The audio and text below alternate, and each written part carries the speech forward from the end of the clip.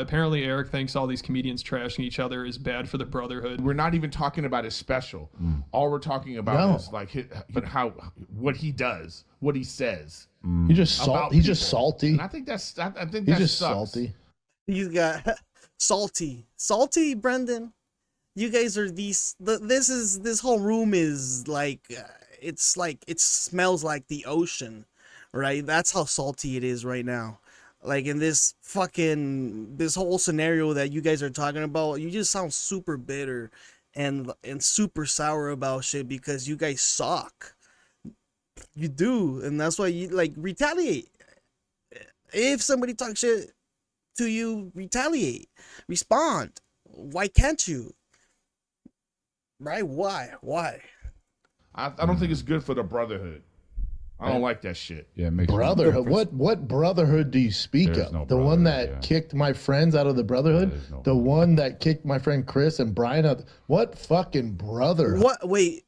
What are you talking about too, Brendan? You mean like, oh yeah, let's invite these people to my podcast, right? Because prior to that, yeah, sure, you had a good reputation before the allegations of Brian Callen and you bullying Bobby Lee and suing people and all these other things that you have had, you know, in history of like it all comes down to you and how you handle your life, and these are the consequences of like your actions, and that's why the reason why like people don't want to, you know, mess with you anymore. They don't want to invite you anymore. It's because of you guys do that shit. It's your guys' fault. Don't blame it on everybody else that's like, oh, they don't want to invite us because we're kicked out of the brotherhood. That doesn't make any sense at all. Well, that's what I'm saying.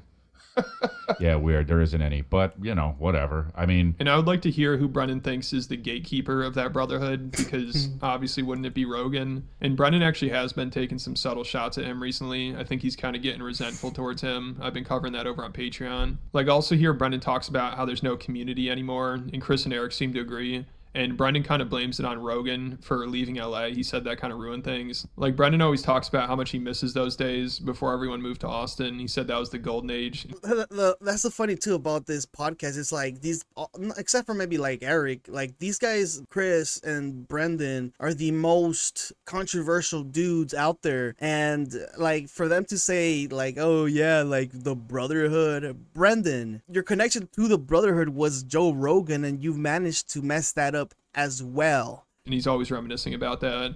But obviously Rogan would say the opposite. He would say there's more of a community now than ever, and this is the golden age of comedy. So it's funny they're talking about how much they hate comedians being bitter and jealous, because Brendan just sounds like a bitter, failed comic. Like, I'm sure he blames his career falling off on Rogan leaving LA and Rogan not sticking up for Chris D'Elia and Brian Callen right when they got canceled. I mean, Rogan will have Brian on now, but for years he didn't have him on, and he still won't have Chris on at all. So Brendan brags about how he's the only loyal person left because he stuck by them. Yeah, like the reason why too, Joe, like even still at his dumbest, he understands like marketing and promoting, and people that sponsor him obviously are like probably telling him behind the scenes like, hey, don't bring on these people. Our sponsors don't want that, and they're not going to accept you, you know, inviting them. Like, I'm pretty sure, you know, when the whole Alex Jones thing came out, or prior to when that whole issue happened, he didn't invite Alex Jones for quite a while, until like when he brought him with Tim Dillon and whoever else, right? And I'm sure that you know that podcast wasn't sponsored because of sponsors not wanting to, because of how, you know, controversial he is. And you know, that's mainly like the point of, or sort of the understanding of all these podcasts is like, yeah, sure, you know, we love doing podcasts, but we have to get paid. And I'm pretty sure Joe Rogan will not be happy to not get paid because of one of his sponsors not approving said guest. And it happens all the time, right? Like, and that's what happened with Brendan and Brian, because I remember Brendan saying like, yeah, you know, our sponsors didn't want Brian to come in, and so I just had to kick him out, because if I were to invite him, I also would be suffering, right? So there's that tit for tat shit. No, I'm saying I talked to them and they're like, hey, the sponsors won't do this unless Brian takes a leave of absence. I was like, okay, cool, but I'm not doing without Brian. Then like, well, then there's no show. So I called Brian, like, here's our options. We stop doing it till it's safe, which who knows, could be a year, could be never. Yeah. Or I just hold down the fort and I'll find people to fill in and we'll still be able to pay you and we'll keep things rolling. We're going to take a hit, but at least the show continues. Yeah. When it turns around on them, they're like, why do they do this to us? They're so unfair. I was like, shut up, dude. You know why.